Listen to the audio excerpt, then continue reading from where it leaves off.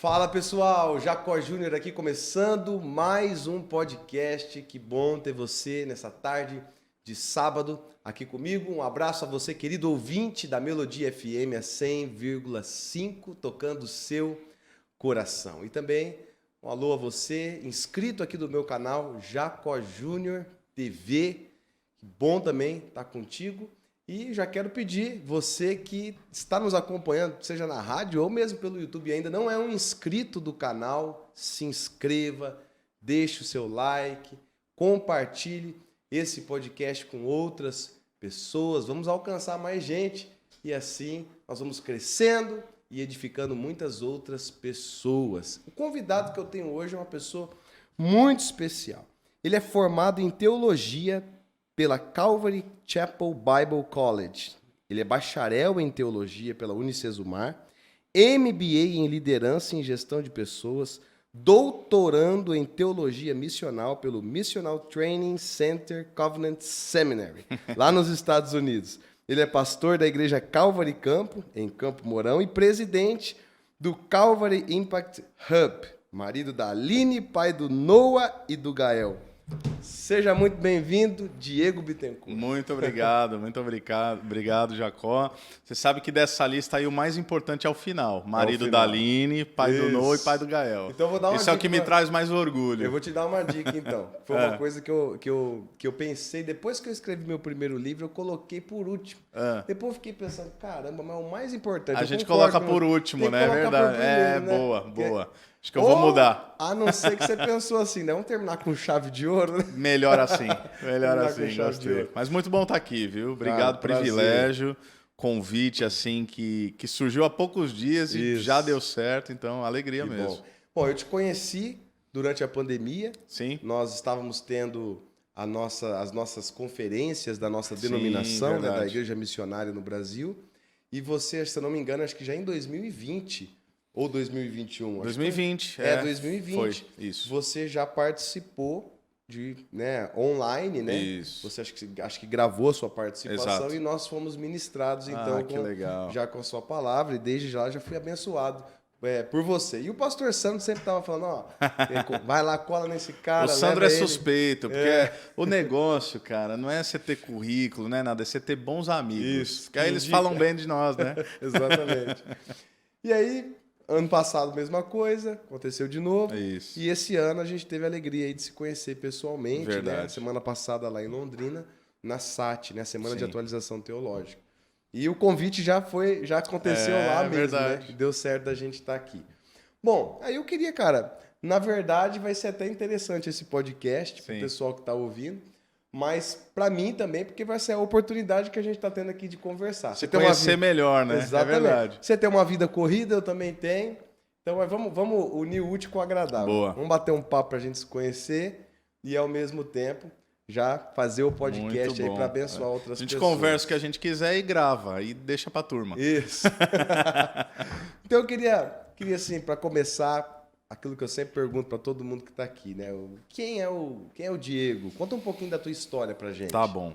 Olha, eu sou natural de Santos, litoral de São Paulo, caiçara. Eu brinco e cada vez essa brincadeira tá ficando mais sem graça, mas assim, fiz essa brincadeira lá na SAT. Já fui surfista, eu sei que é difícil de acreditar, mas já fui surfista. Só perdeu o físico, né? Já perdi o físico, perdi a habilidade de assim fazê-lo, mas enfim. Então, eu venho de Santos, eu me mudei para Campo Mourão no ano de 2006, não em definitivo ainda.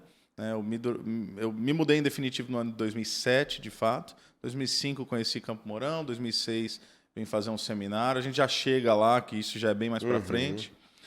Mas eu sou alguém que... Você é santista? Eu sou palmeirense, graças a Deus. Como que o cara é de Santos e não torce pro Santos? Porque eu fui esperto. Porque aí você tá lá em Santos e você vê que o Santos não vai dar futuro, você torce para outro time. Mas você tá errado. Você tá errado duas vezes. A minha esposa não admite que eu não torço pro Santos. Ela é palmeirense, mas você tá errado duas vezes. Qual uma, porque você nasceu em Santos, tem que ser santista. É uma traída na terra, assim. E segundo, porque você está indo contra a própria palavra de Deus. Ah, é? Ser de Santos? Ser de Santos, porque eu sou santo. próprio Deus já deixou. Mas eu tenho caminhado por pastos verdejantes. É uma E- boa. é, Uma boa. A minha então- esposa é palmeirense. Ela é? É feliz, né? Ah, não É sei. É feliz por outros motivos. Essa época de Abel Ferreira, a gente tá um nojo, cara, ultimamente. Mas a verdade é que eu fui criado, eu tive o privilégio de ser criado num lar cristão. A minha mãe se converte quando eu tenho 2 anos de idade. Então, quer dizer, a minha mãe tem uma história peculiar, embora a gente não está falando dela aqui, mas está tudo conectado. Ela passou por todo e qualquer tipo de espiritualidade que você imagine. E quando eu nasci, eu não sei se ela era Hare Krishna ou budista, Caramba, era um olha. dos dois. E quando ela se converteu, né, previamente ao seu momento de conversão, quando eu tinha aí 2 anos, ela era budista. Ela tinha um altar lá dentro de casa e fazia suas orações e tal, e aquela coisa toda. Até que... E eu sempre conto porque eu penso que é um testemunho muito simples, muito singelo, mas muito poderoso, que reflete o poder da palavra de Deus. Estavam evangelizando ela e tal, e ela não quer saber, e tirando sarro, e não quer saber desse tipo de vida. Até que chega um jovem de 18 anos, ela era jovem também, tinha 20, eu acho. Ele vira para ela e fala: vem cá, o nome dela é Ivelise. Ivelise, você sabia que Deus amou o mundo de tal maneira que deu seu Filho unigênito para todo aquele que nele crê não pereça, mas tenha vida eterna? Ele só recitou João 3,16. Naquele momento ela desabou a chorar. Foi tudo que ele falou. Olha só. E aí você pergunta para ela, fala, É o evangelho em um é versículo. o poder do evangelho em um versículo. E aí você pergunta para ela, o que aconteceu? Ela falou, não sei, passou um filme na minha cabeça, tudo fez sentido. E eu falei, é isso, Deus me amou. Eu fui tomada por esse amor, eu fui encontrada por esse amor. E aí, obviamente, fruto dessa experiência de conversão da minha mãe, vem toda a minha vida. Então, quando eu leio, por exemplo, Paulo escrevendo a Timóteo, eu guardo no meu coração, e eu acho que você deve carregar um pouco disso também, pela sua história, que desde a infância fomos instruídos com as sagradas letras. Então, foi algo que desde os meus primeiros anos, né, eu cresci na igreja. Eu não tinha, quando criança, e nem quando adolescente, ou até certo ponto da adolescência, qualquer pretensão, ou imaginação, ou desejo de ser pastor. Isso não passava pela cabeça. Eu lembro até que quando pequeno eu ouvia aqueles relatórios missionários. Sim. Porque missionário bom, quando a gente era pequeno, né, é aquela coisa de o cara tá na África, o cara tá na China, tá no Oriente Médio. E eu fazia uma oração, eu acho que eu nunca falei isso. Eu fazia uma oração, Deus, eu faço qualquer coisa para te obedecer, eu só não quero ser missionário. Ah, mas é o mesmo... Você já fez oração assim, né? Já fiz, já. Isso aí eu não quero para minha vida, E o medo não. que eu tinha era assim, cara, eu tenho medo de fazer essa oração aí de... ó, Deus, eis usa a me minha aqui, vida, que rapaz. vai que Deus me manda lá para um país assim que, meu Deus do céu... Depois Vai eu que entendi. Deus tem um senso de humor aí diferente, né? Depois eu fui compreender que quando Deus tem um propósito para a nossa vida e nós aceitamos esse propósito, não tem outra alegria maior do que isso aí. estar envolvido É um naquilo. privilégio, Né? é um privilégio. Mas Então, você falou da sua mãe, né? Tá. E o seu pai? Cara, o meu pai é o seguinte, eu falei enfaticamente da minha mãe, porque meu pai biológico eu nunca o conheci. Aliás, acho que eu nunca falei isso num podcast. Não, definitivamente eu nunca falei num podcast. E meu pai eu nunca conheci. Então, a figura paterna com a qual eu cresci foi o Sérgio, esse sujeito que entra na nossa história. Ou melhor, minha grande figura paterna, ou minha primeira figura paterna é meu avô, pai da minha mãe. Foi com ele que eu morei até os meus 5 anos de idade, com meu avô e com a minha avó. Meu avô já se foi, minha avó ainda é viva. E eu sou muito grato a Deus pela vida dos meus avós. Sou muito grato a Deus pela educação que eu recebi e por tudo que eles me proporcionaram em todos os sentidos, né? De afeto, mas também no sentido de educação formal. Meu avô pagou meus estudos até o ensino médio, sempre... E eu não falo isso de modo algum com qualquer intenção de vaidade, mas de gratidão mesmo. Eu sempre estudei nas melhores escolas, eu me sinto um privilegiado de fato, né? E acho que falar hoje de privilégio tem uma conotação negativa, mas eu quero usá-la no aspecto positivo mesmo. Deus me deu muita graça na minha vida.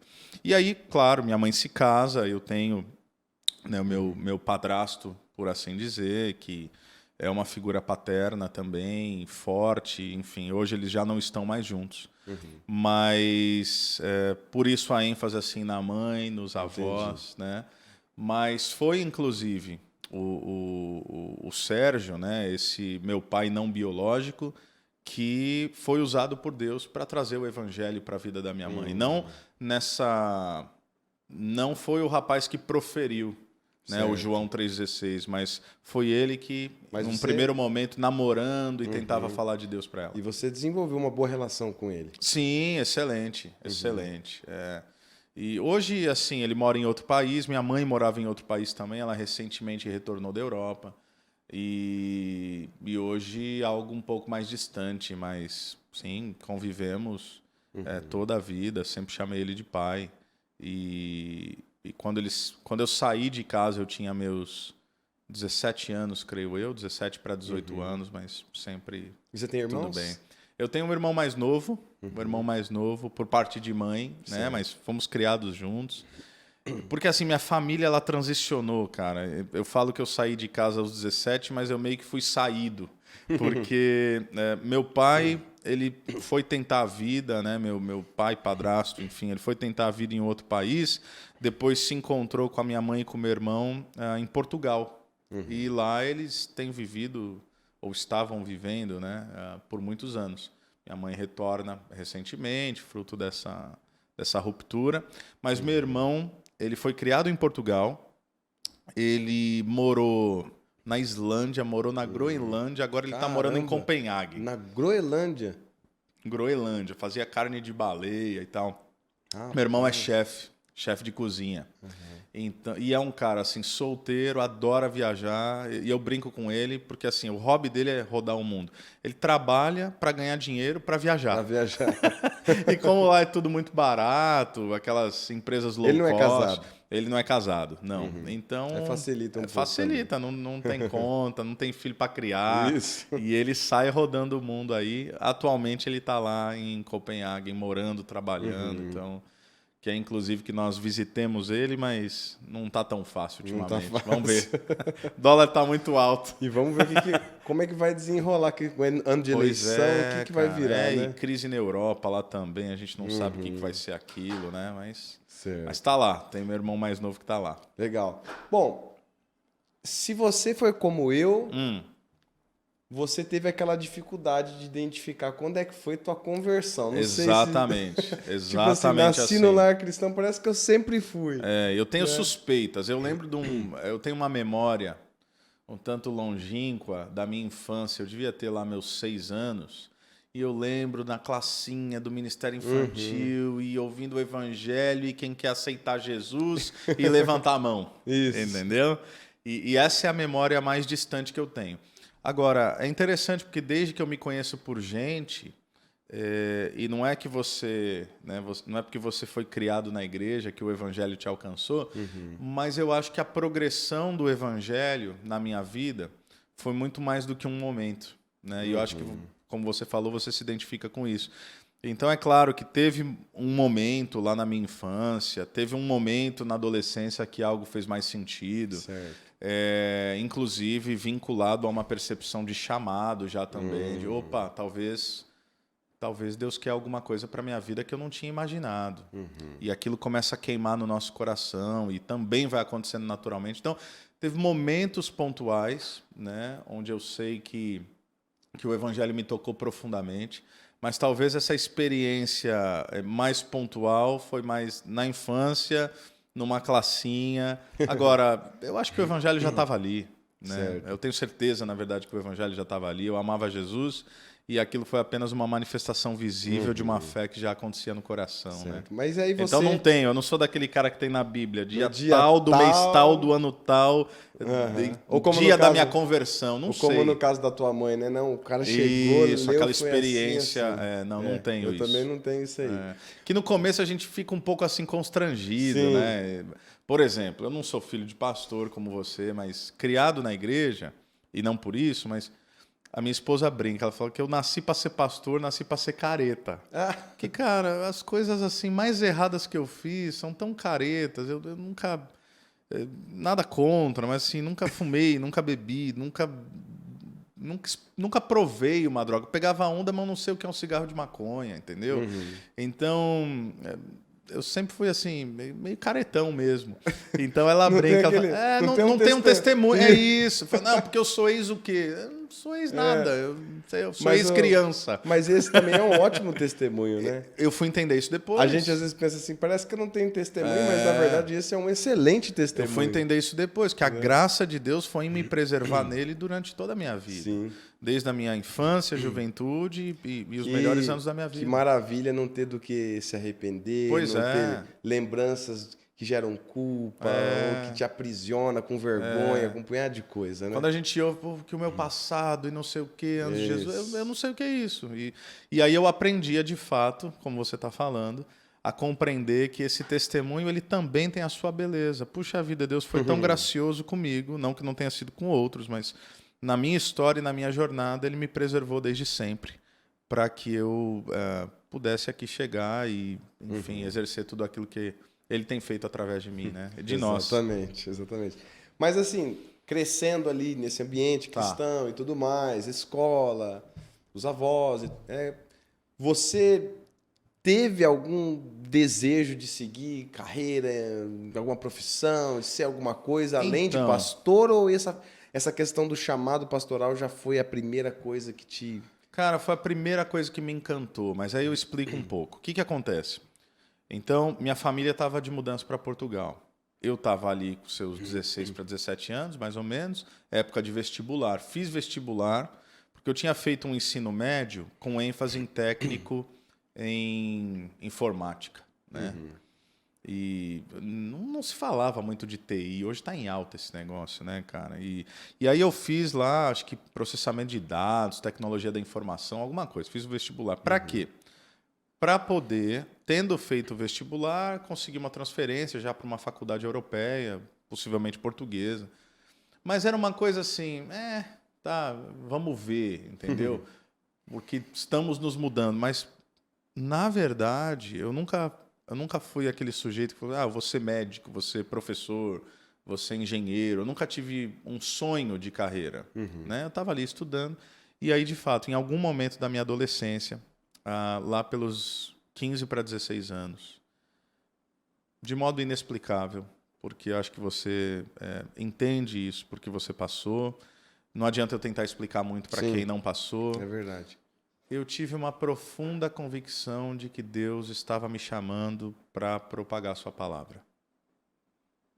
Como é que é isso? Você ouve, você sente, não dá muito para explicar. Eu não ouvi nada, eu não ouvi Deus falando. Mas eu tive a profunda convicção e a paz no meu coração de que Deus me havia criado com esse propósito.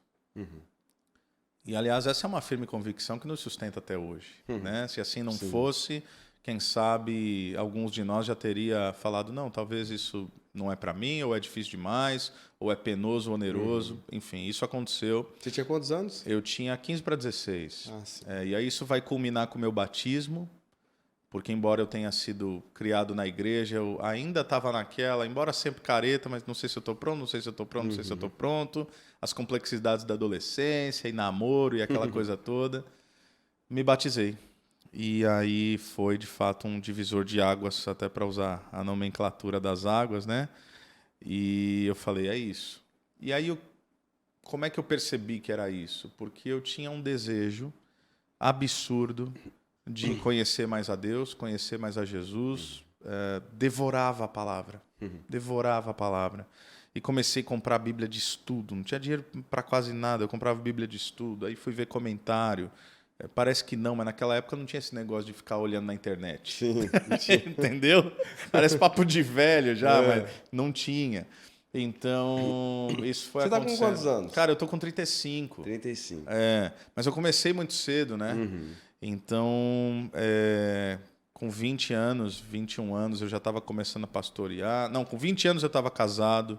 Caramba, você casou cedo. Casei mesmo. com 20, com 22 eu já estava começando a pastorear. Com 25 eu fui pai. Tá, com 15, 16 você teve essa convicção do teu chamado. E aí, quais foram os próximos passos na direção disso? Aí eu pensei o seguinte, eu preciso me preparar para esse negócio. Não sei nem por onde é que eu começo. E aí eu faço parte de um movimento, uma denominação, um movimento global de igrejas que se chama Calvary Chapel. Né? E não tinha seminário deles aqui no Brasil. Tinha na Califórnia, tinha na Alemanha, tinha em tudo que é lugar, mas não tinha no Brasil. E aí, em final de 2005, que era quando meus pais estavam se mudando, minha família se mudando, eu recebo a notícia de que está abrindo um Bible College, um seminário bíblico da Calvary, em Campo Mourão. Aí minha primeira pergunta é: onde é que é Campo Mourão? Entendeu? Eu não Você conhecia. lá em Santos. Eu estou lá em Santos, eu conhecia Maringá, eu conhecia Londrina, conhecia Curitiba, mas eu não conhecia Campo Mourão. E eu falo isso com bom humor porque o povo sabe que eu sou filho agora dessa terra e amo, enfim. Então, o desejo que eu tinha para me preparar, puxa vida, agora eu tenho uma oportunidade. De modo que meu pastor, na época, nem sequer perguntou se eu queria ir para o seminário. Ele chegou para mim numa reunião de liderança, eu moleque, mas eu já fazia parte da reunião de liderança de igreja pequena. Ele virou para mim na frente de todo mundo e falou: Diego, queria dizer que é o seguinte, está abrindo lá a escola bíblica e nós ganhamos aqui para a nossa igreja 2 bolsas integrais e você é uma das pessoas que vai para lá. Caramba. Eu comecei a chorar. Ele não perguntou se eu queria. Eles fizeram uma estrutura assim com dormitório e tudo mais? Sim, é uma estrutura boa, uma estrutura muito boa. Hoje, infelizmente, não existe mais o seminário. É uma pena. Mas, assim, o centro de acampamentos continua lá, tal, enfim. Então, é aí que se dá a minha vinda para o Paraná, especificamente para Campo Mourão. E, num primeiro momento, Jacó, com essa ideia de vir então, estudar... Então, lá de Santos, você foi enviado para Campo Mourão para estudar. Para estudar. Aí, aqui... Vou tentar resumir, porque a gente não tem muito tempo, mas aqui eu conheci a Aline, que é minha esposa, e ela não veio para seminário, ela veio do interior de São Paulo para fazer geografia na Universidade Estadual, converteu-se, abandonou a faculdade e foi para o seminário, porque o nosso seminário é um seminário misto. Nos conhecemos lá. Meu primeiro semestre era o primeiro semestre dela. Nós não nos gostávamos. Na verdade, a gente tinha assim sérios problemas, que os dois têm personalidade forte, pode não parecer, mas nós temos opiniões fortes. E aí uma coisa assim que era uma antipatia inicial deu origem a uma amizade, que deu origem a um namoro, a um noivado e um casamento, tudo no período de 11 meses. Caramba! Do momento em que eu pedi ela em namoro até o momento do altar foram 11 meses. Mas e do momento que você pediu ela em namoro até antes ali, ó? Quando você conheceu? A gente conta por semestres, então, porque assim, o nosso seminário, ele é integral, então você tem aula de manhã, tarde e à noite, tá? Então, em vez de ser 4 anos, são 2. A gente se conhece no primeiro semestre, a gente se torna amigo no segundo semestre e começa a namorar, nós ficamos noivos no terceiro e casamos no quarto. Então, num período de 2 anos, vocês se conheceram e se casaram. É isso aí. Porque o convívio era muito próximo. Então, e aí o que acontece? Então a ideia era eu vir para cá e voltar, ou para ajudar a igreja que me enviou, ou quem sabe eu tinha muito esse desejo de, assim, de plantar a igreja, né? E meu mentor, diretor da escola, meu primeiro mentor, falou: eu tô indo para Curitiba plantar uma igreja e eu queria que você me auxiliasse, vai ser eu e você. Então você imagina o cara que você tem como herói, referencial, falou: vamos lá, nós somos uma equipe. Caramba. Eu balancei. Mas como eu brinco assim com a turma, eu cometi o erro, abrir aspas, de orar. E aí, ao orarmos, a gente entendeu também, fruto de uma profunda convicção, de que o nosso lugar era Campo Mourão. Ainda não para plantar a igreja, mas para começar um projeto com crianças carentes. Que, honestamente, não era algo que estava no meu radar, não era uma intenção, mas foi um convite que nos foi feito e a gente aceitou, porque a gente entendia que era aquilo que Deus tinha para aquele momento, e depois tudo fez sentido, não deixa de ser uma preparação para tudo que Ele faria depois. E nesse processo já tinha lá um grupo base, eu já ajudava, né? Na linguagem de plantação de igreja, a gente tem grupo base, pré-projeto e tal. Até que em 2010 eu assumo a liderança desse grupo, né? Então a gente já está lá em 2010, casei em 2007. E esse grupo de 20 e poucas pessoas, a gente começa a se reunir. E dali nasceria aquilo que hoje é a Calvary Campo. Em 2012, nós organizamos a igreja, né? Igreja sustentável e tudo mais. Então, agora, mês que vem, em agosto, nós vamos completar 10 anos de organização da nossa comunidade. Deus tem sido muito bom com a gente. E vocês têm um grupo bom de pessoas lá, Cara, né? temos. Não igual a missionária, né? Mas não é uma mega church, não. Mas tem uma turma boa, Deus tem acrescentado pessoas, gente querida, gente talentosa. E nós temos também a gente brinca lá que nós somos uma igreja de improváveis. Porque tem muita gente que não conhecia o evangelho, que era cético, que era crítico à igreja, que não gostava de pastor, que não gostava de crente e que, de alguma forma, se identificou com a nossa comunidade de fé, foi alcançado pelo evangelho. E hoje são verdadeiras testemunhas assim de Jesus na cidade, em vários aspectos. São quantos mil habitantes, Campo Mourão? Então, no censo não está dando isso, mas 100 mil. 100 mil. Para cravar é 100 mil. E você estava comentando na sua mensagem, se não Quando me eu engano, cheguei eram 86. 86, já aumentou? Já deu uma aumentada. Agora a gente tem Burger King, tá? Já tá bombando lá. Legal. Você comentou, se eu não me engano, que por ser uma cidade também bem universitária, parecida Tem também, bastante universitários. parecido com Maringá, mas uma cidade menor, né? Sim, claro. Então, a tendência normalmente é o cara vem, estuda, Isso. depois 4, 5 anos Vai embora. Ou vai para Maringá, ou vai para Curitiba, vai para Londrina, vai para São Paulo, vai para outro canto. Exato. Vai para um centro maior. Isso, um centro maior. E aí você estava comentando, né, que isso gerou uma certa crise, mas depois você entendeu que tinha um propósito muito legal. Num primeiro nisso daí, momento, né? num primeiro momento, sobretudo quando você está participando de um projeto de plantação de igreja, cara, cada pessoa conta. Sim. Hoje ainda conta, obviamente, mas entenda, quando você tinha um visitante, um casal chegando, dá para notar. Hoje, felizmente ou infelizmente, não dá para notar mais. A gente tem todo um processo, a gente vai identificando as pessoas, mas você sabe, assim, mais ou menos, mas... hoje teve um visitante? Não é mais assim. Não dá para né? saber. Antes dava para saber certinho. Então, o que acontecia? A gente... tinha aquela dinâmica, vai lá, acolhe pessoas, e aí parece que quando a pessoa ali está, voando, frutificando, fazendo as coisas, valeu, pastor, tem que ir embora, porque eu consegui emprego em Maringá, em Londrina, em Curitiba ou em São Paulo. Né? E aí isso causava algum pesar no coração, até que a gente entendeu que, puxa vida, isso não precisa ser uma perda.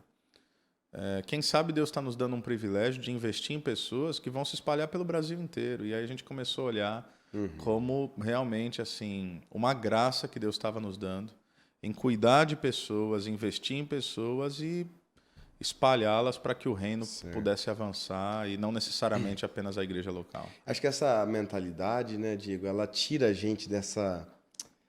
Parece que é uma coisa que escraviza a gente, né? Essa coisa... muito do nosso sistema de mundo, né? Essa coisa do número como algo que mede qualidade, né? Exato. Então, caramba, se eu tenho 1.000 membros, se eu tenho 10 mil membros... Quer dizer que está fazendo alguma coisa certa. É top demais. Agora, se você tem lá 50 membros, 100 membros, tá devagar. Os caras não estão fazendo o que tem que ser feito. É isso aí. O que está errado, Isso, né? o que está errado. Né? E eu, por muito tempo, assim, sabe, eu vivi muito focado nisso, né? Eu acho que essa pandemia ela mostrou para todas as igrejas, ninguém ficou imune a isso, sem né? dúvida. O que realmente importa e qual é o medidor de qualidade. Porque às vezes é um inchaço, importa. né? Às vezes é um inchaço, Exatamente. Às vezes é uma lógica de consumo. Então, assim, a pandemia e as transmissões online geraram um verdadeiro buffet da fé, né? Certo. De modo que você está ali, é um Netflix. E eu falo você, né? Obviamente de modo hipotético aqui, conceitual. Mas a pessoa ela não foi, ou ela não podia de fato ir no culto presencial. Ela está aqui, igreja A, igreja B, igreja C hoje está legal. Eu assisto. Esse louvor aqui está melhor, essa palavra está melhor, o testemunho. Então, você assiste culto. Eu não cultuo, eu assisto. É isso aí. Eu assisto o louvor da igreja A e Isso. assisto a mensagem da Igreja B. Esse aqui é meu pregador favorito, essa aqui é a minha equipe de louvor favorita. E aí você percebe que muitas comunidades, elas... E nada contra o crescimento. Eu acho que Jesus ele fala de frutos e eu acho que nós temos que buscar, pela graça de Deus, frutificar, né? Mas você vai percebendo que alguns ambientes eles estão satisfazendo o gosto do consumidor. Sim. Né? E como o consumidor sempre tem razão, se você já não o satisfaz, ele vai para alguém que o satisfaça melhor. Mas uma coisa que eu fiquei pensando, até com essa fala tua lá, quando você disse sobre quando vocês viraram a chavinha Sim. no sentido, cara, nós não estamos perdendo, nós estamos enviando. É isso aí. Eu fiquei pensando assim, vou usar a tua igreja aqui como Claro. exemplo. Cara, sei lá, vocês têm lá uma quantidade de membros Sim. hoje, né? Talvez você fique pensando, puxa vida, perdi. Não, estamos enviando. Se você fosse considerar como parte ou Poxa, as pessoas que foram enviadas, ou tanto as, de gente que já passou, né? ou as pessoas que passaram, ficaram um tempo, foram para uma outra igreja depois, mas, cara, conheceram a Cristo aqui. E depois foram frutificar em outro lugar. Amém, glória a Deus. Né? Então, quantas pessoas tiveram um encontro com Cristo através do trabalho da Calvary Campo? É verdade. Né? Quantas pessoas... Puxa, a Igreja Missionária de Maringá não tem 10 mil membros. Sim. Mas, cara, será que se juntar, desde quando essa igreja foi fundada, em muito mais. 1953, quantas pessoas foram alcançadas de alguma maneira? Pronto, o propósito foi cumprido. A abrangência Então, quando a gente, é muito maior. né? Né? Quando E o a reino gente ganha, muda né? assim, a maneira de ver, é tão mais saudável, né? Liberta, né, cara? Porque Sim. como você falou, essa numerolatria ela é escravizadora. Então, eu acho que liberta É isso saber mesmo. que, ok, eu tô aqui. Aliás, uma coisa que me ajudou muito, Jacó, de verdade, pode parecer assim muito purista, mas foi a dinâmica do ministério de Jesus e foi poder analisá-lo à luz da palavra e perceber que Jesus não tinha crise nenhuma. Nenhuma. Então, assim, tô falando palavras difíceis, vocês vão embora? Ok, tá bom, vocês vão Isso. embora. Os 12 aqui, se vocês quiserem, a deixa tá aí. Quer ir embora também? É aí que Pedro, né, inspirado pelo Espírito, para quem iremos? Às vezes a gente lê para onde, mas não é onde, é quem. Que é uma pessoa, não é um lugar. Então, para quem iremos se só tu tem as palavras de vida eterna? Então, é nesse contexto onde as multidões estão abandonando Jesus, porque Jesus se recusa a satisfazer o seu desejo e ele se propõe a dizer o que eles precisam ouvir, não apenas aquilo que eles querem ouvir, é que os discípulos também são convidados a abandoná-lo. Eles, não, para quem? Para quem é que a gente vai? Né? Então, eu acho que você inverte essa lógica, você vira essa chave, né? Você sai dessa... Eu não sei se eu já vivi uma escravidão nesse sentido, talvez não, ou talvez um pouco, não sei. Mas você começa a perceber que, puxa vida, cabe a minha fidelidade. Então, né, importa, Paulo vai falar lá aos Coríntios, que os encarregados dessa obra importa que sejam fiéis. E aí, claro, a gente se alegra com cada pessoa que conhece, que chega, que passa, que vai, né? Mas, primeiro, assim, o que Deus está me chamando para fazer?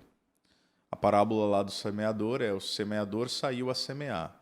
Não é saiu a semear, a arar a terra, a preparar, a ver se frutifica. Não. O nosso papel é lançar semente. Diferentes tipos de solo, diferentes tipos de coração, e cabe a Deus qual vai germinar, qual não vai, qual vai frutificar, quanto vai frutificar. Cara, a gente prega a mesma mensagem para um tanto de gente, a mesma mensagem, e você vê um ali em prantos e o outro te olhando feio. Eu estou exagerando, mas você entende o que eu quero dizer?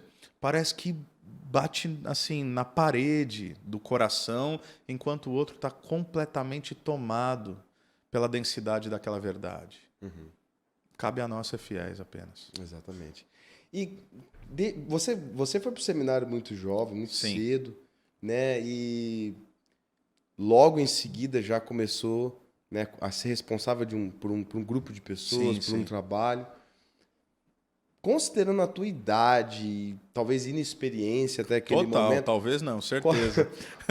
Qual foi, assim, olhando hoje em retrospectiva, o maior desafio que você enfrentou como um plantador de igreja, começando ali do zero? Tá, eu acho... Bom, tem alguns. Eu acho que eu vou pontuar 2, se você me permite. Um é a questão mesmo da confiança em Deus para a provisão, porque pelos primeiros anos, e Deus sempre cuidou de nós, mas pelos primeiros anos eu não ganhava um centavo da igreja.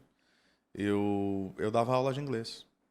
Algo que eu aprendi, fui um autodidata, Deus me deu a graça de pegar no seminário, né, porque tinha alunos também americanos, internacionais e tal. Eu fiquei olhando aquele negócio, falei, pô, vou aprender essa língua aí. Estudando e tal, e consegui, né? E aí eu fui dar aula. Foi até interessante quando eu cheguei numa escola de idiomas, eu falei, vocês estão precisando de professores? Ela falou, estamos. Qual é a sua formação? Eu falei, nenhuma, mas se você me fizer uma entrevista, eu acho que eu passo. Abusado, né? Sim. Ela olhou assim, tipo, quem que é esse moleque, né? Quem que ele pensa que ele é? E aí, de fato, passei, depois comecei a dar aula particular e tal. Mas não foram poucas as vezes, e quase ninguém sabe disso, não foram poucas as vezes que nós chegamos num estado de privação. Né? De, ok, nós almoçamos. E agora? Não tem janta. Não tem janta. E não é desse ambiente que eu venho, entende? Eu venho de um ambiente onde nunca nos faltou nada. Boas escolas. Nunca nos faltou nada. Mas eu nunca questionei Deus por isso também. E minha esposa também é uma guerreira, porque foi morar assim numa comunidade, numa vila. Não chega a ser uma favela como aquelas que a gente tem em São Paulo, mas algo bem carente. Tinha, cara, tiroteio à noite atrás de casa, porque a gente morava na beira de um rio e, enfim, amanhecia com gente morta. Era um negócio complicado, assim. Então, esse aspecto. Mas o aspecto mais que diz respeito... Então, esse no âmbito pessoal. Mas no aspecto da igreja, eu acho que é credibilidade. Porque aí você está plantando uma igreja que não tem lastro, tá? Não é uma igreja histórica, ela não tem nome. Ok, agora você me conhece, mas 20 anos atrás... tá aqui o pastor da igreja Calvary Campo. Calvary o quê? Calvary, nome em inglês? Sim. Calvary Camp, Calvary Church, Calvary Campo, como assim? Então, credibilidade de não fazer parte de um movimento que tem lastro histórico, atrelado a isso a minha pouca idade. Eu brinco, nós temos lá um casal que está comigo desde o primeiro dia. É o seu Celso e a dona Júlia. Olha que legal. Eles são um tesouro para nós, para minha família, para nossa igreja. Eu brinco, eu falei, o que o senhor tinha na cabeça de aceitar uma loucura dessa? Porque ele já era alguém que já tinha quase seus, sei lá, tinha mais de 60 anos, tinha quase 70. Caramba. Na época. Empresário bem-sucedido, conhecido na cidade. Hoje já são bem de idade. Não, eles são bem conservados ainda. Ele não tem 80 e a dona Júlia também deve ter seus Então... 70 e pouquinho. Mas o que eles tinham entrando ali nos 60 anos, tal. Ambos ainda trabalham, tal, viajam, estão super bem, super saudáveis. Mas é um cara de 60 e poucos anos bem sucedido ouvindo um moleque de 22. Sim. Que um moleque de 22 sabe da vida, né? cara? Tudo bem. E aí o que nos lembra é que a autoridade não está em nós, está na palavra. Sim. Então, pela graça de Deus, então tinha uma turma, temos alguns até hoje, né, que permaneceram desde um primeiro momento desse projeto, desse grupo, dessa igreja, estão nos acompanhando. Mas eu brinco, eu falo, seu Celso, o senhor tinha na cabeça de topar um negócio desse? Ele dá risada. E inclusive, outro dia, nós estávamos conversando, ele pegou carona comigo no meu carro, eu estava levando ele para casa, eu falei, seu Celso, eu estava compartilhando uns sonhos com ele, porque ele ainda é um dos maiores sonhadores da igreja, ele é muito visionário. Então, às vezes tem uma molecada nova que tem medo de tudo, ele topa, cara, ele sonha, pra cima. ele vai para cima. Tem uma situação agora que a gente está tratando, aí conversa em conselho, será que vão por aqui, será que vão por ali? E ele é quieto, ele sempre dá uma palavra final. E aí, seu Celso, o que o senhor diz? Como é que a gente vai perder uma oportunidade dessa, gente? Vamos embora. Aí eu falei, seu Celso, olha só tudo que Deus tem feito, né? Imagina daqui os próximos 10, 15 anos. Aí ele virou, ele falou... eu não sei se eu vou estar aqui. Eu não sei se eu vou ver. Eu falei, vira essa boca para lá, seu Celso, ainda tem que durar muito. Ele falou... E aí, assim, eu fico até tocado, não sei se depois ele e a família vai assistir isso, mas ele falou, eu não sei se eu vou ver, mas o que eu já vi, eu sou muito grato a Deus. O que ele me permitiu viver, o que ele me permitiu ver na nossa igreja, tudo que ele está fazendo, porque hoje ele é alguém que tem os seus filhos no caminho do Senhor. Porque perceba, ele se converteu tardiamente. Então ele tem os seus filhos no caminho do Senhor, os seus netos frequentam nossa igreja. Daqui a pouco aí surgem os bisnetos. Então é um homem realizado. Ah, que lindo, que lindo. É. E me fala um pouquinho sobre o Calvary Impact Hub. Vamos lá. O que é esse negócio de hub? O pastor Sandro que colocou esse negócio. Pois é. Você tem que ver. A gente pode conversar melhor, mas esse negócio de hub, vamos lá. Eu vou tentar resumir. Em 2018 eu estive lá em Nova York. Eu fui convidado pelo City to City para participar de um treinamento lá de 3 semanas. Tim Keller, equipe dele, baita privilégio. Fui lá, beleza. E lá nós temos várias aulas, vemos várias coisas. E é engraçado porque não foi nem o que eu vi, mas acho que Deus usou para acender alguma coisa na mente e no coração. Eles têm um projeto lá chamado Hope for New York, Esperança para Nova York. Se eu entendi bem, porque eu vi quase nada, Sim. mas se eu entendi bem, era um movimento, era um braço da igreja, não necessariamente conectado diretamente com a igreja, mas era uma outra instituição que visava a mais servir a cidade através de diferentes frentes. Acho que essa é a melhor maneira de resumir. Eu volto e eu penso, puxa vida, eu estudo teologia, você leu aí, então teologia bíblica, teologia missional, missionalidade, missiologia, e algo que sempre teve assim no meu bojo de conceituação teológica foi essa ideia muito típica da teologia reformada, da influência na sociedade, de servir a cidade e tudo mais. Só que assim, às vezes parece que é uma coisa meio conceitual subjetiva, né? A gente tem que servir a cidade, tá? Vamos dar a cesta básica. Não, beleza, a gente faz isso, mas tem que ser mais que isso. E aí o Keller ele faz muito bem essa ideia de integrar fé e trabalho, profissão, carreira e espiritualidade. Enfim, eu já estava lendo, já tinha lido tudo dele e tal. Mas, embora a gente tivesse uma ONG, tivesse uma diaconia forte, parecia que assim faltava alguma coisa. A materialização dessa teologia de modo mais robusto. E aí eu vou resumir bastante a história, mas eu compartilhando com a minha esposa, a gente sonhando junto, e aí nós fomos para São Paulo e tinha uma moça da nossa igreja internada em São Paulo. São amigos queridos nossos, um casal, amigos até hoje, muito amigos. E aí eu fui visitá-la no hospital e não sei por que cargas d'água, agora, na verdade sei, foi providencial, né?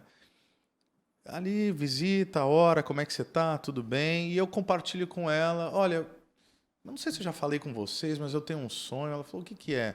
A gente integrar de alguma forma fé e trabalho, e pegar a teologia, e materializar, e servir a cidade, ter campos de atuação, ter núcleos. Cara, ela começou a chorar, ela nova convertida na época, ela falou, eu acho que eu sempre tive esse sonho, eu só não sabia dizer como. E aí a gente começou a desenhar algumas coisas, rabiscar. Ela é engenheira de... Oh, meu Deus! Engenharia de produção, né? Fez mestrado na USP e tal, super competente. Então ela é muito boa na questão de processos, inovação, empreendedorismo. E o que acontece é que nós íamos lançar o Calvary Impact Hub, que é o quê? Que é um ambiente, tá? É uma instituição, hoje é um instituto, com CNPJ, com diretoria, com tudo. Mas, num momento mais incipiente, a gente queria um ambiente de diálogo para ver como é que a nossa teologia poderia se materializar na prática. E aí eu pensei que o primeiro núcleo poderia ser o núcleo de fé e trabalho. O que eu pensei? Vou conscientizar a igreja sobre essa questão. Eu já prego nos domingos, mas quero fazer através de fóruns e tal, beleza. Aí nós iríamos lançar esse núcleo em abril de 2020. Mas o que aconteceu em março de 2020? Pandemia. O mundo parou. Nós estávamos lá conversando, nós 4. Falei, então, e agora? Não dá para lançar. Essa moça teve uma ideia. Ela falou, vários empreendedores, empresários vão fechar. Eles vão quebrar. Porque eles não vão saber como produzir, se produzir não vai saber como entregar, se não entregar não vai saber como divulgar. E se nós juntássemos vários mentores de diversas áreas, empresários, gente do direito, do marketing digital, jurídico, tudo, contábil, e se nós juntássemos e desafiássemos essa turma a fazer um processo de aceleração e de mentoria por algumas semanas ou meses, para ajudar essa turma e divulgássemos que nós estamos fazendo isso. Falei, mas como assim? Ela falou, online. Falei, mas e o núcleo de fé e trabalho? Ela falou, não, a gente deixa para depois, a gente lança o núcleo de empreendedorismo e negócios. Falei, opa, talvez pode funcionar. Cara, em 48 horas a gente juntou mais de, 60 mentores de altíssimo gabarito, daqueles que você pagaria uma fortuna para ter uma hora com eles, entendeu? Alguns deles. E tudo voluntário? Tudo de graça, tudo voluntário. A gente não ganhava nada, os caras não ganhavam nada. A gente pegou lá... A igreja é como se fosse mantenedora? A igreja é fundadora e mantenedora. Porque tudo que a gente tem feito até agora tem feito assim sem dinheiro de entrada do Hub.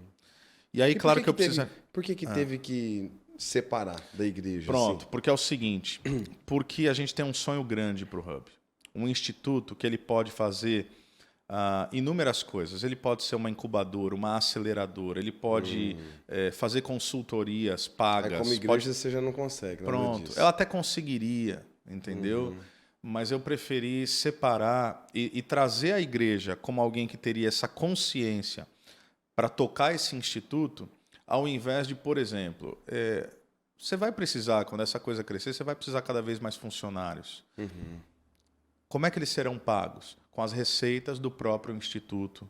Não vai ser receita de dízimo e oferta. Porque está errado? Não, poderia ser um baita investimento, como a gente já investe hoje. Mas eu não quero, para ser bem honesto, que depois... fulano de tal está ganhando tanto. Não, a gente vai fazer. E tem feito tudo o que tem feito. Parceria com universidade, estadual, privada, federal, Sebrae, tudo que você imaginar.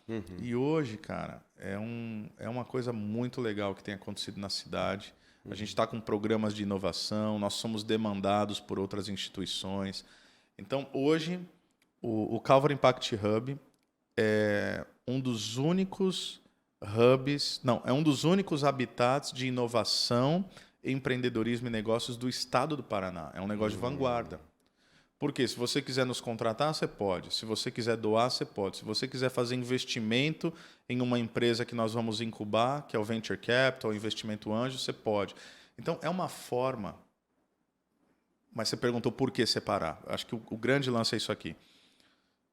Isso tudo que eu falei, mas o mais importante, era um jeito da gente não chegar como igreja. Entendi. Por incrível que pareça.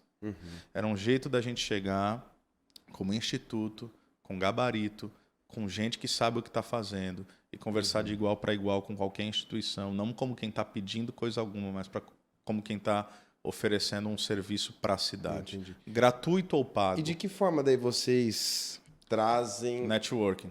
A gente palavra de Deus ali para aquela empresa, para aquele isso é empresário? Engraçado. A gente não tem, pode parecer contraproducente, contraintuitivo, mas a gente não tem a ambição de evangelizar verbalmente aqueles que nós atendemos. Mas o que tem acontecido todas as vezes, Jacó, todas as vezes, sem a gente falar nada, o pessoal faz a pergunta, de outro jeito, mas a pergunta que você fez. Mas uma igreja? O que uma igreja tem a ver com isso? É aí que você já ganhou. Acabou. A gente até dá uma de difícil no início, finge que não quer falar sobre aquilo. Os caras insistem. Não, tá bom. Fala pra mim, por que uma igreja está se metendo com isso? Eu falo, então eu vou ter que te falar da minha fé. Tudo bem? Não, eu quero entender. Eu falo, então, é porque a minha fé me aponta para isso. Aquele que é o meu Senhor, ele me falou que a sistematização dessa fé, ou a materialização dessa fé, não é apenas amá-lo, mas é amar o próximo. É ser sal e luz. É servir. É fazer a diferença. E a gente quer fazer a diferença na arte, na educação, na cultura, no empreendedorismo e negócios. Onde Deus nos permitir atuar, a gente quer estar lá. E uma vez eu ouvindo uma... Faz sentido, não? Faz, com certeza. Uma vez eu ouvindo John Maxwell, ele disse o seguinte: Liderança, o nosso maior papel como pastores e como líderes não é pregar o evangelho. Aí já gerou aquele choque, né? Caramba, mas como assim, né? Não, o nosso primeiro desafio é conquistar o respeito das pessoas. Pronto, é isso. Porque ninguém escuta quem você... Você não escuta uma pessoa que você não respeita. É isso. Então, conquistei o respeito da sociedade, eles vão perceber que tem uma coisa diferente em nós. E as oportunidades virão para a gente poder chegar junto. Cara, é exatamente isso. E você servir a cidade é a melhor maneira de você conquistar o respeito. E quase tudo que a gente faz ainda, cara, é gratuito. Como que funciona, então, na prática? Por exemplo, vamos supor que eu tenho uma pizzaria. Tá. Tem uma pizzaria e eu tô com dificuldade, não sei como... Puxa, tô com dificuldade na parte administrativa e tal. Aí eu procuro vocês. Eu fiquei sabendo que aqui é um lugar onde vocês ajudam microempreendedores. Que eu posso... Como que vocês podem me ajudar? A gente vai analisar a tua realidade, a gente vai ter um encontro, a gente vai filtrar, vai ver se você de fato quer implementar algumas coisas, porque uma outra coisa que a gente percebeu é que às vezes a pessoa ela está desesperada, mas ela não quer mudança. Pode parecer estranho, mas ela não quer. É o sujeito que está se afogando e enquanto ele não para de se debater, tem uma regra para quem é da praia.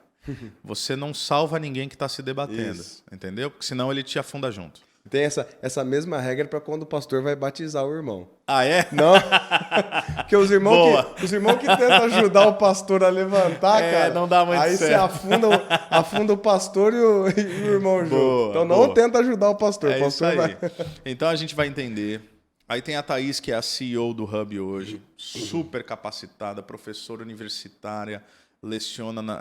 Ela também é voluntária. Ela é voluntária, até o momento ela é voluntária. Ela é uma CEO voluntária. Cara, eu sou rainha da Inglaterra naquilo ali hoje.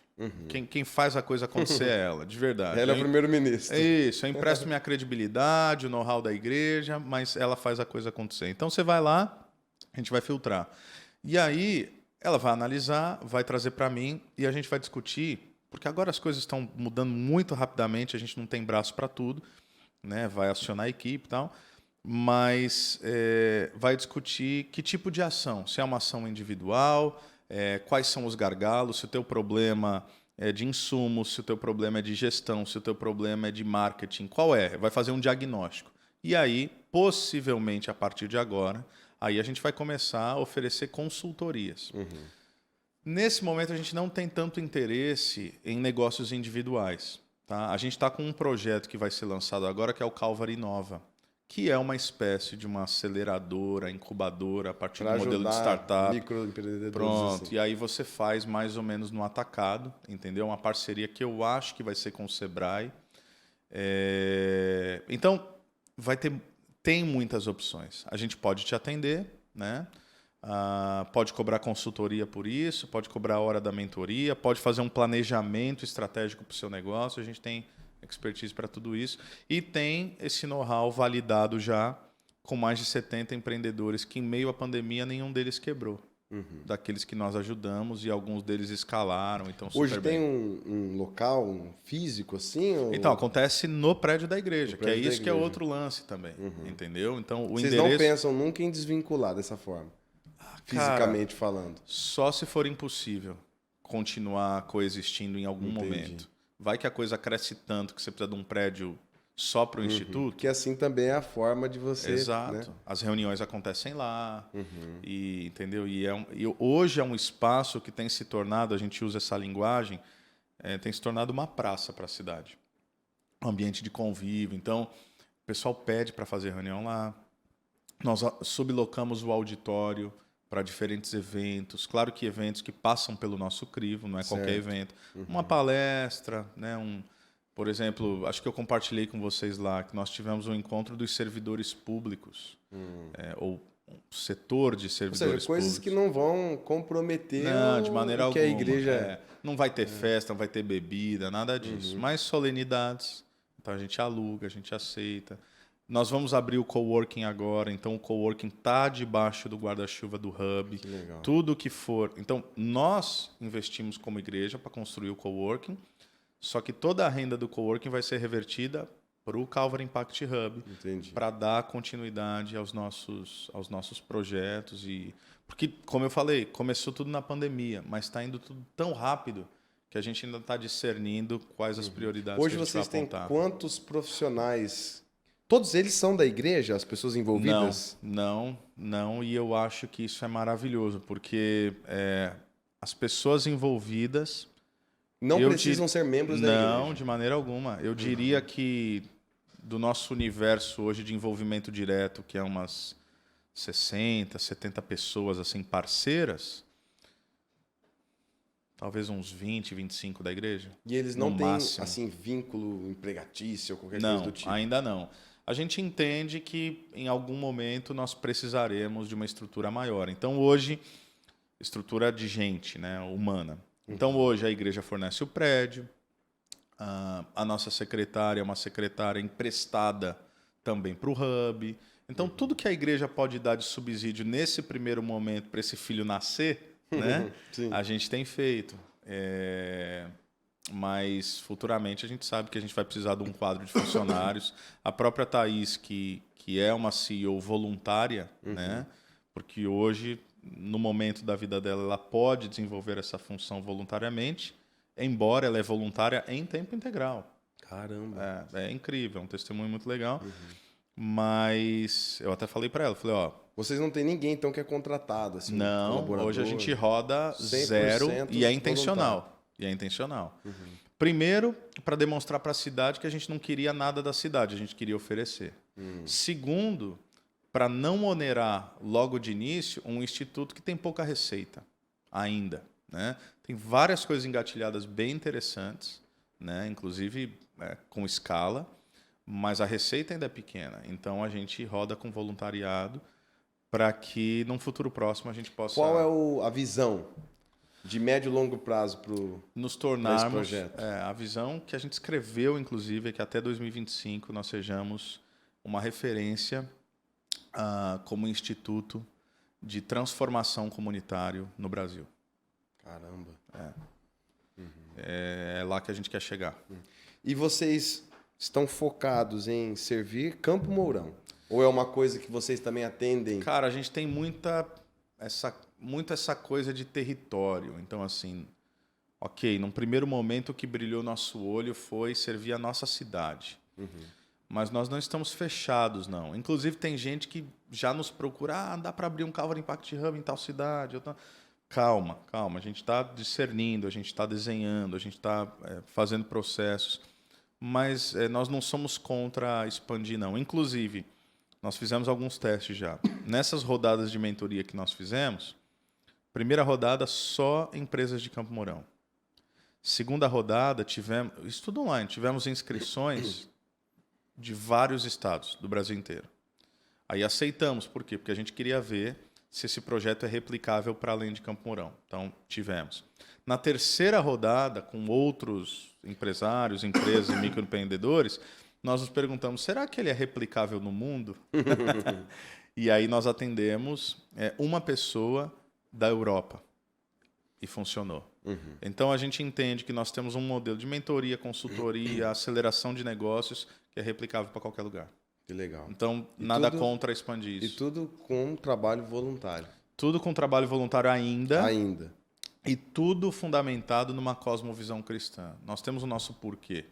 O Simon Sinek fala sobre isso. Comece pelo porquê. Sim. Qual é o nosso porquê? O nosso porquê é porque nós cremos que é isso que Deus nos chamou para fazer. Nós cremos que a teologia não é apenas abstrata e conceitual. Nós cremos que nós podemos gerar uma influência positiva na sociedade. Então, é por isso que a gente faz o que a gente faz. Massa, demais, cara. Nosso tempo passou. Passou rápido. E a gente vai ter que marcar outra visita para a gente almoçar junto aqui. Bom. Antes de você ir lá para a gravação que você tem lá na Jovem Pan. Beleza. A gente vai ter que marcar, porque eu tenho muita pergunta para te conversar, fazer. Muita pergunta. Mas, cara, a gente tem esse último minuto final que eu gostaria de deixar como uma oportunidade para você deixar a tua mensagem. Legal. Para as pessoas que estão nos acompanhando. Legal. E que vão nos acompanhar, que vão nos assistir em outras oportunidades e que essa palavra vai continuar viva ali, né? O meu recado, eu posso falar para lá, né? Isso. Eu tenho profunda convicção que Deus concedeu dons e talentos a todos nós. Todos nós. De repente você não sabe qual é seu dom, qual é seu chamado. De repente você já sabe e você não está utilizando, mas nós podemos, tá? Isso não é positivismo, não é humanismo. Nós podemos fazer a diferença no mundo. E se você quiser pensar que mundo é muita coisa, talvez o universo da vida de uma pessoa já é um impacto gigantesco. Então você pode fazer sua diferença na sua casa, na sua família, no seu trabalho, na academia, na escola, na universidade, enfim. Eu realmente creio que Deus traz ao mundo pessoas dons, né? Pessoas dotadas de uma capacidade dada pelo Espírito Santo de melhorar o ambiente, melhorar o mundo, melhorar a cidade e, por que não, trazer esperança para outras pessoas que estão tão desesperadas. A gente vive numa sociedade cansada e adoecida, onde Paulo ele vai dizer, escrevendo aos Romanos, que até a natureza geme como em dores de parto pela revelação dos filhos de Deus. Então, tome sua posição, assuma essa posição e faça a diferença onde Deus te colocar. Tá bom? Tá jóia, meu querido. Muito obrigado. É isso, eu que agradeço. Eu sei que o teu tempo é precioso. Não, o seu também. Muito privilégio. obrigado por estar aqui, por ter topado esse bate-papo. Sei que daqui vai surgir muitas coisas, eu tenho certeza. Sem dúvida. Desse contato, desse Com relacionamento. certeza. Uma alegria, viu? Poder te conhecer melhor Alegria. e que Deus possa unir nossas jornadas de um modo aí mais Amém. especial. No nome de Jesus. Tá bom? Tamo Valeu, junto. meu amigo. Pessoal, muito obrigado por você ter ficado conosco aqui até o final. Sábado que vem nós estamos de volta ao meio-dia. Então eu espero você para mais um Jacó Júnior Podcast. Valeu, Deus abençoe, tamo junto.